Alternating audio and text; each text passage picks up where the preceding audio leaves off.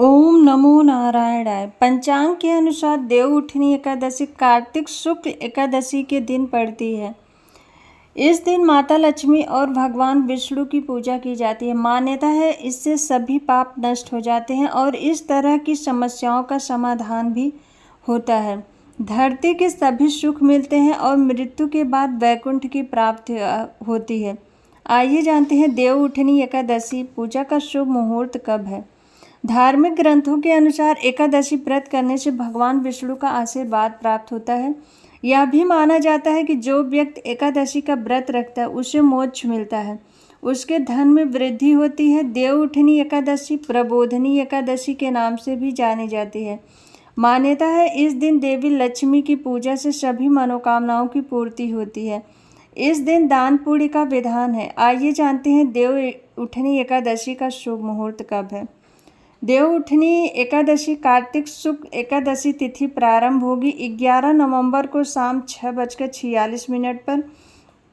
कार्तिक शुक्ल एकादशी का समापन 12 नवंबर को दोपहर के बाद 4:14 पर होगा। देवउठनी एकादशी का व्रत 12 नवंबर को रखा जाएगा और देवउठनी एकादशी का व्रत पारण 13 नवंबर को किया जाएगा। पंचांग के अनुसार देवउठनी एकादशी पर हर्षण योग, सर्वार्थ सिद्ध योग और रवि योग बन रहा है। ये तीनों योग बेहद ही शुभ हैं। इन योगों में किए गए काम प्रसन्नता प्रदान करने वाले होते हैं। इस योग में किए गए काम में सफलता भी प्राप्त होती है। देवउठनी एकादशी पूजा की विधि। देवउठनी एकादशी पर सुबह जल्दी उठकर स्नान ध्यान करें और भगवान विष्णु के व्रत का संकल्प लें। मंदिर की साफ सफाई करें और भगवान विष्णु, धन की देवी माता लक्ष्मी का स्मरण करें। भगवान को पंचामृत से स्नान कराएं। हल्दी या गोपी चंदन का तिलक लगाएं। भगवान विष्णु को पीले फूलों की माला, मिठाई, फल और तुलसी के पत्ते चढ़ाएं। भगवान विष्णु के ओम नमो भगवते वासुदेवाय या कोई अन्य मंत्र भी जपें। विष्णु सहस्त्र नाम का पाठ करें और आरती गाएं। इसके बाद दिन भर व्रत रहें। किसी गरीब या ब्राह्मण को भोज कराएं, दक्षिणा दें। रात में भगवान का भजन कीर्तन करते हुए जागरण करें। सुबह पूजा पाठ के बाद पारण के समय व्रत तोड़ें।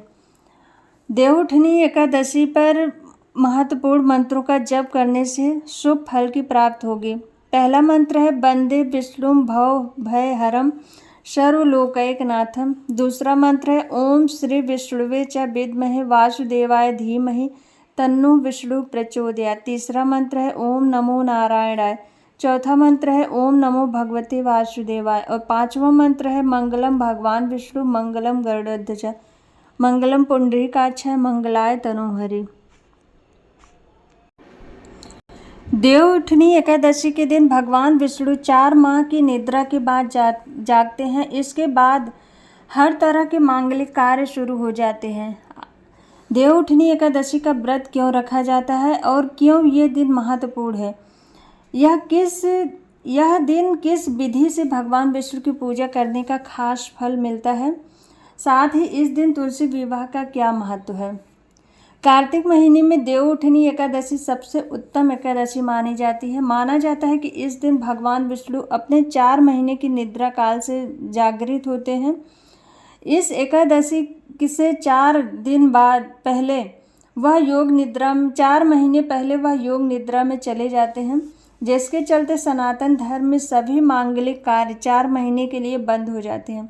लेकिन देवउठनी एकादशी के दिन जैसे ही भगवान विष्णु अपनी निद्रा अवस्था से जागते हैं तो सभी प्रकार के मांगलिक कार्य एक बार फिर से शुरू हो जाते हैं। कई लोग देवउठनी एकादशी के दिन व्रत रखते हैं। देवउठनी एकादशी का सभी एकादशियों में ज़्यादा महत्व होता है क्योंकि इस दिन भगवान विष्णु योग निद्रा से जागते हैं और इसके बाद ही सभी मांगलिक कार्य शुरू होते हैं। इस एकादशी पर कई उपाय करने से आपके आर्थिक जीवन में मजबूती प्राप्त होती है। इस दिन तुलसी विवाह करने का भी विशेष महत्व है। ऐसा माना जाता है अगर किसी जातक के विवाह के योग नहीं बन रहे हैं तो वह देवउठनी एकादशी के दिन तुलसी विवाह विधिवत तरीके से करवाए, उनके विवाह के योग्य भी बनेंगे। देवउठनी एकादशी के दिन से मांगलिक कार्य शुरू होते हैं। ऐसे में कुछ जातक को विशेष उपाय करने चाहिए जिससे उनके ऊपर भगवान विष्णु की कृपा बनी रहे और उनके विवाह के योग सहित जीवन में तरक्की हो।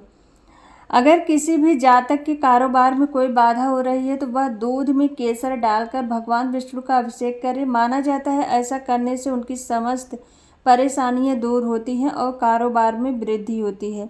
अगर किसी जातक की कुंडली में विवाह संबंधित परेशानी हो रही है तो वह इस एकादशी के दिन पीला हल्दी, चंदन और केसर को मिलाकर भगवान विष्णु को तिलक करे। उनको पीले रंग के फल, फूल, मिठाई अर्पित करें। माना जाता है ऐसा करने से जातक के विवाह के योग बनेंगे और सभी बाधाएं दूर होती हैं। इस दिन तुलसी विवाह करना भी शुभ होता है जिससे विवाह के योग बनते हैं। देवउठनी एकादशी के दिन पीपल के पेड़ पर जल चढ़ाने से और पीपल के नीचे दीपक जलाने से कर्ज से मुक्ति प्राप्त होती है। एकादशी के दिन तुलसी माता की पूजा करने का विशेष महत्व होता है। अगर किसी को धन की कमी आ रही है या आर्थिक तौर पर कमज़ोर है तो वह तुलसी माता के आगे देसी घी का दीपक जलाकर माता की आरती करें। कच्चे दूध में गन्ने का रस मिलाकर तुलसी माता को अर्पित करें।